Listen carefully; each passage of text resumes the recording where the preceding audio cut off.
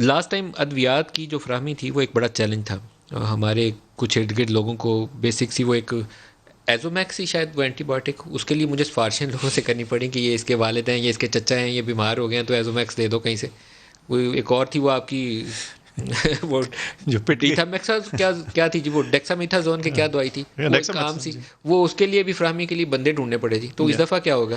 میں سمجھتا ہوں جی ایک تو یہ کہ دوا وہ استعمال کریں جس کی ضرورت ہے، جو ڈاکٹر کے خود نہیں اسٹور کریں. تو میں تو یہ کہوں کہ ہمارے ڈاکٹرز جو ہیں ان کو بھی اپنی جو یہ انفارمیشن ہے اس کو اپڈیٹ کریں، کیونکہ اب سارا جو انفارمیشن ہے نا وہ اس معاملے میں چونکہ ٹرائلز کچھ ہو چکے ہیں، واضح ہو چکی ہے. زیادہ بہت دوائیوں کا اس میں رول ہے نہیں، جنرل گڈ کیئر کا رول ہے، جسے گڈ نرسنگ اور میڈیکل کیئر بولتے ہیں، اور وہ امپروو ہوئی ہے، ملک بھر میں امپروو ہوئی ہے، لوگوں کو اس کا ایکسپیرینس بہتر ہوگا. اور اتنے وینٹیلیٹرز بھی نہیں چاہیے جتنے شروع میں سوچے جا رہے تھے. اب آپ کو آکسیجن سپلائی چاہیے high speed. There you go. ایک بات. دوسری بات لیکن یہ کہ جیسے ایزومیکس وغیرہ اس کی اس طرح سے ضرورت نہیں ہے. ایک زمانے میں آپ کو تک کلوروکوئن کی ایک وہ ٹرمپ نے دوڑ لگوا دی تھی. ایگزیکٹلی. تو اس وقت میں سمجھتا ہوں کہ جو مستند ہیں، میں بجائے اس کے کہ میں وہ میڈیکل کے نسخے یہاں بتاؤں، نام لیا تو پھر دوڑ لگ جائے گی. تو میں اسی لیے کہہ رہا ہوں کہ وہ ویب سائٹ پہ جا کے پڑھ لیں.